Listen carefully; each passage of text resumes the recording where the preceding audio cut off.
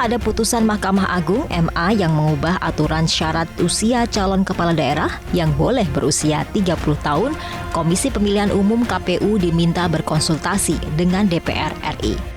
Anggota Komisi 2 DPR RI fraksi PKS Mardhani Alisera menegaskan KPU harus berkonsultasi secara langsung terkait perubahan peraturan KPU yang mengakomodir putusan MA itu, bukannya hanya secara tertulis.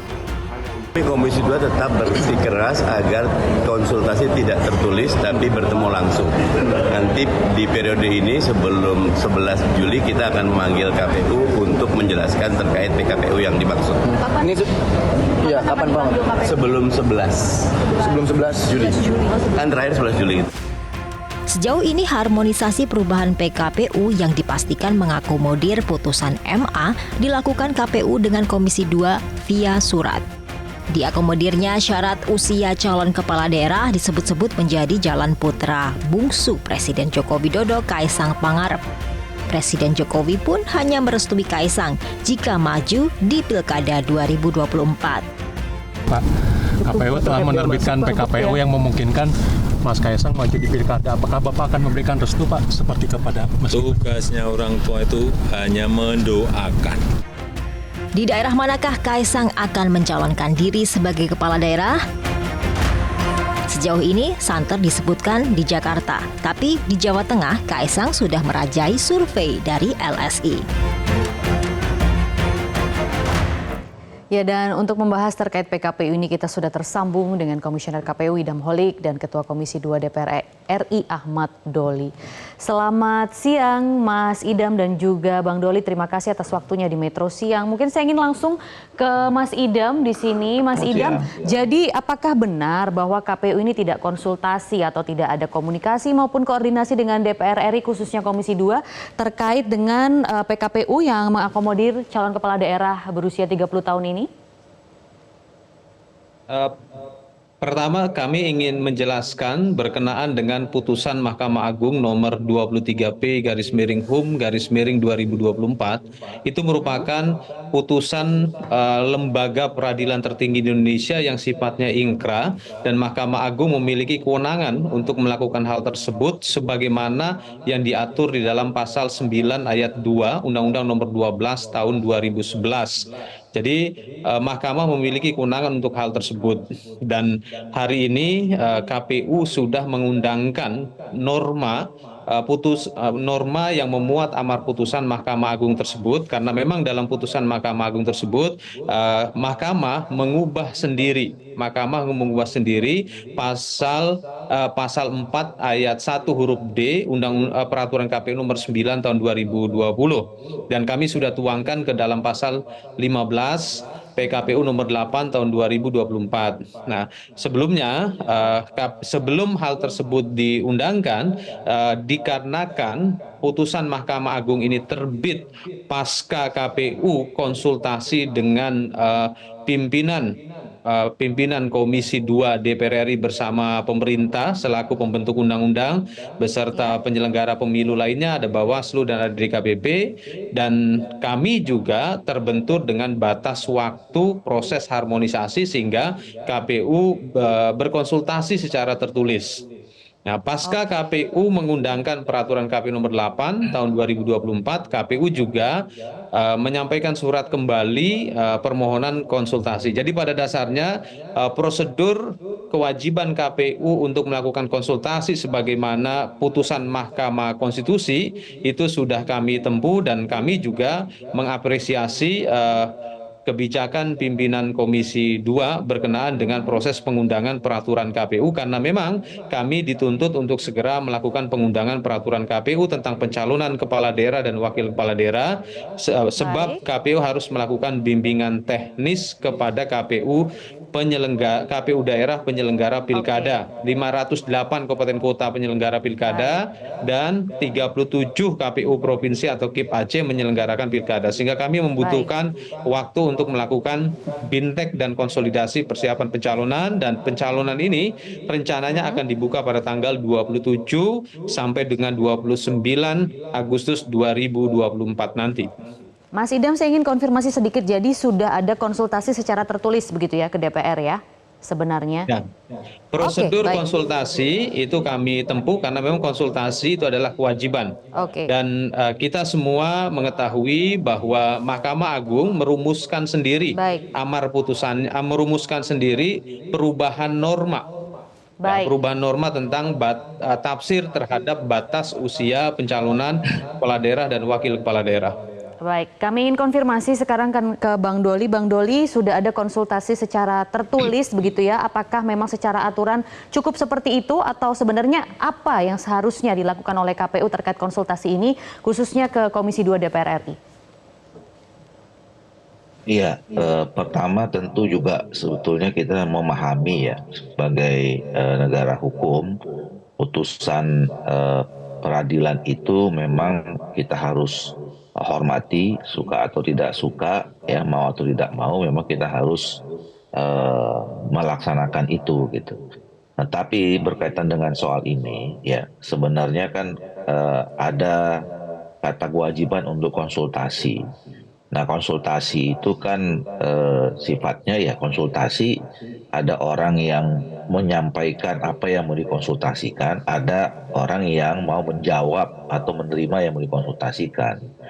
Nah, Dan harusnya sebelum itu PKPU sebenarnya terbit ya Bang Doli ya?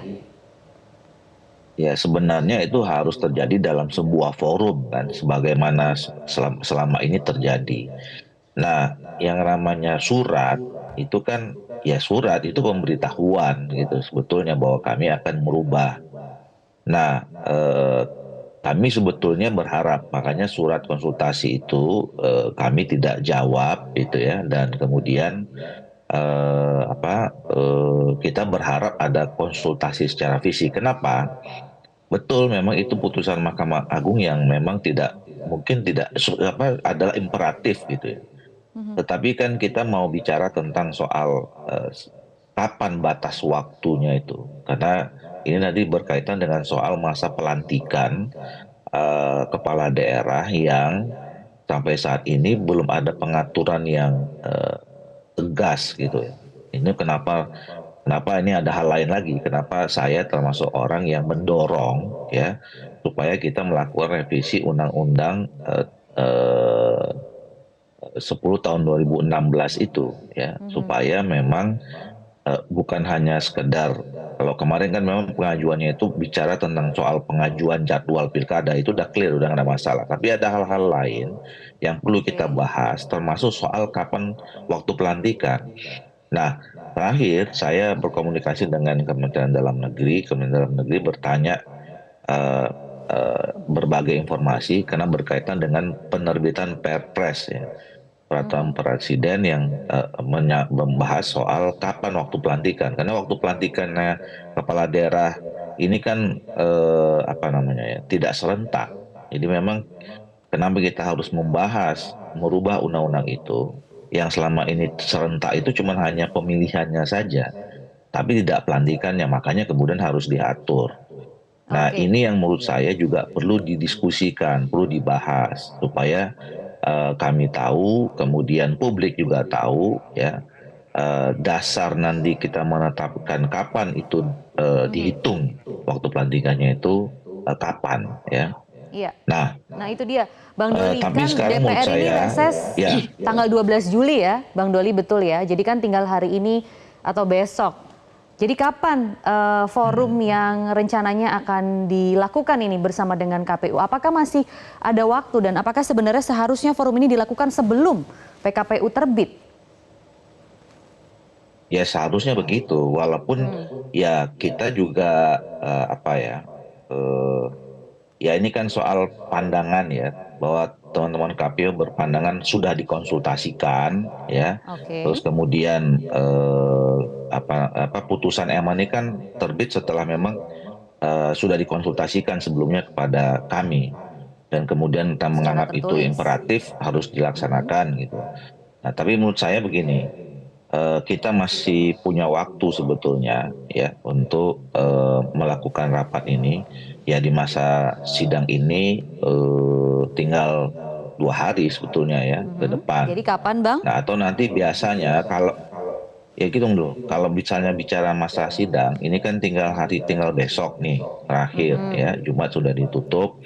Nah, tapi biasanya kalau yang urgent gini, kami sebetulnya juga bisa minta kepada pimpinan untuk ada waktu diberikan pada masa reses. Baik. Dan kita akan masuknya nanti tanggal 15 ya kalau nggak salah 15 Agustus kalau mau ikut masa sidang.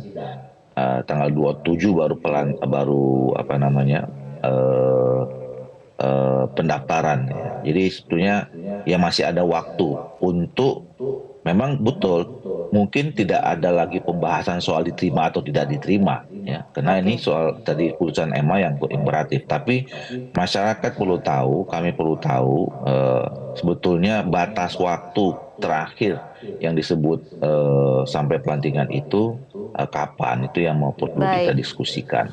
Baik, jadi itu titik terangnya ya. Tapi kami ingin mengonfirmasi sekali lagi sebelum saya minta tanggapan Mas Idam juga di sini, Bang Doli. Jadi kalau memang sudah terbit PKPU-nya dan sudah dijalankan putusan MA-nya, apa lagi yang ingin dipertegas oleh DPR RI di sini? Apakah memang terkait usia atau memang waktu pelantikan atau apa sebenarnya? Kalau usia kan sudah tidak lagi ada persoalan. Ya, dan tidak ada perubahan sebenarnya. Kalau angka 25 dan 30 itu kan tidak ada perubahan. Yang berubah itu kan batas penghitungannya. Kalau dulu sebelum perubahan MA ini itu dihitung pada saat mau mencalonkan, sekarang dihitung saat mau pelantikan gitu loh. Nah, cuman karena batas pelantikan di setiap daerah itu berbeda. Nah, tentu kan kita ingin menetapkan kapan sebetulnya kita hitung yang pasti keserentakan pelantikan itu. Gitu. Baik, jadi lebih memperjelas begitu ya. Baik, Mas Idam, jadi bagaimana terkait dengan forum ini? Apakah memang KPU siap jika akan ada forum lanjutan bersama dengan anggota DPR RI khususnya Komisi 2 sebelum masa reses atau nanti di tengah-tengah masa reses yang ada mungkin ada ini ya selipan forum khusus terkait dengan PKPU ini? Sebagai penyelenggara pilkada, tentunya kami terikat pada kewajiban-kewajiban. Salah satunya itu adalah kewajiban untuk berkonsultasi. Jadi apa yang disampaikan oleh Bang Doli, izin selaku Ketua Komisi 2 tadi itu memang benar sekali. Dan tentunya selama ini pun kami sangat ini apabila diundang kami selalu hadir dalam situasi apapun dan kami sangat yakin Bang Doli selaku Ketua Komisi 2 maupun pimpinan Komisi 2 serta anggota Komisi 2 juga dapat melihat situasi ataupun konstruksi hukum ini dengan sangat jernih ya dan saya sependapat sekali dengan apa yang beliau sampaikan. Ini kan putusan Mahkamah Agung yang sifatnya ingkrah dan nanti kami KPU ya akan menjelaskan termasuk juga tentang bagaimana hasil pilkada ataupun calon kepala daerah dan wakil kepala daerah terpilih itu dapat dilantik. Hasil pilkada atau calon kepala daerah dan wakil kepala daerah terpilih itu dapat dilantik apabila pertama mendapatkan informasi dari Mahkamah Konstitusi bahwa pilkada di daerah tersebut tidak terdaftar dalam buku register perkara konstitusi. Nah, buku register perkara konstitusinya buku yang mendata PHPU atau perselisihan hasil pilkada. Jadi kalau tidak ada, maka KPU di daerah bisa segera menyampaikan hasil pilkada atau calon terpilih ini kepada DPRD ya yang kemudian akan diproses dan dalam undang-undang pilkada dijelaskan bahwa proses penerbitan SK itu paling lama 20 hari tapi tentunya ini merupakan kewenangan penuh dari kewenangan pemerintah dalam hal ini nanti akan diatur di dalam peraturan presiden. Selanjutnya ya kalau sekiranya ada sengketa pilkada di Mahkamah Konstitusi, maka pelantikannya setelah adanya putusan dari Mahkamah Konstitusi. Jadi ada dua prasyarat kepala daerah dan wakil kepala daerah itu dapat dilantik. Dan kami tentunya juga sudah berkomunikasi dengan pihak pemerintah dan bahkan pihak Kemendagri juga cukup aktif untuk melakukan rapat koordinasi dan kami sudah melakukan rapat koordinasi sebanyak 2 kali dengan pihak Kemendagri. Dan bahkan kami mendapatkan informasi bahwa pihak Kemendagri juga sudah berkoordinasi dengan panitera Mahkamah Konstitusi untuk meminta informasi mengenai jadwal penanganan perkara PHPU nanti pasca penetapan hasil pilkada. Dahulu Mas Idam, memang saya ketika ingin tahapan konfirmasi ini sudah sedikit ini berjalan, karena waktunya maksudnya tahapan terbatas. pilkada, Jadi Mahkamah terkait itu dengan langsung konsultasi menerbitkan DPR ini, peraturan Mas Mahkamah Idam. Konstitusi. Oke, Saat terkait ini dengan konsultasi Mahkamah belum DPR menerbitkan hal secara tersebut. tertulis maupun kalau yang tadi Bang Doli bilang seharusnya dilakukan secara forum, itu sebenarnya yang memberikan undangan itu siapa? Apakah KPU yang harus langkah awal atau dari DPR sebenarnya? Belum lama kami berkirim surat. Ya, belum lama kami berkirim surat ke pimpinan Komisi 2 dalam hal ini ke beliau ya bahwa kami mohon diperkenankan untuk melakukan konsultasi. Tapi tentunya ya kita semua tahu agenda persidangan ataupun agenda kerja di DPR ini memang sangat padat sekali. Iya, dan apakah memang juga harus ada undangan dari DPR sebelumnya terkait konsultasi ini atau bagaimana Bang Doli? Ingin sedikit konfirmasi saja. Iya, jadi nanti biasanya itu kan prosesnya ada permohonan ya, konsultasi dari KPU.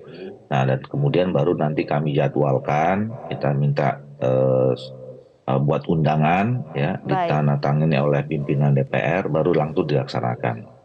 Baik, terima kasih kalau begitu. Nah, cuman saya mau boleh sedikit nggak ya saya jelaskan? Boleh sedikit, silakan Bang Nah, Doli. makanya tadi apa yang disampaikan oleh Saudara Idam ya berkaitan dengan soal tadi perlunya kita juga membahas soal PHPU itu tadi. Nah, ini kan sama juga dengan kemarin Pileg dan Pilpres. Kami waktu itu juga membahasnya dan bahkan kami konsultasi dengan Mahkamah Konsultasi supaya memang ada batas atau jadwal yang jelas ya. Nah, sebaiknya kalau jadwal itu sudah ada dan kemudian berapa lama terus kemudian dicantum menjadi ke dalam undang-undang. Nah, jadi kita punya kepastian berapa lama proses orang bersengketa di dalam pilkada ini dan kita baru bisa ngatur kapan waktu pelantikan keserentakannya. Itu kenapa penting juga termasuk perlunya revisi Undang-Undang Nomor 10 Tahun 2016 itu.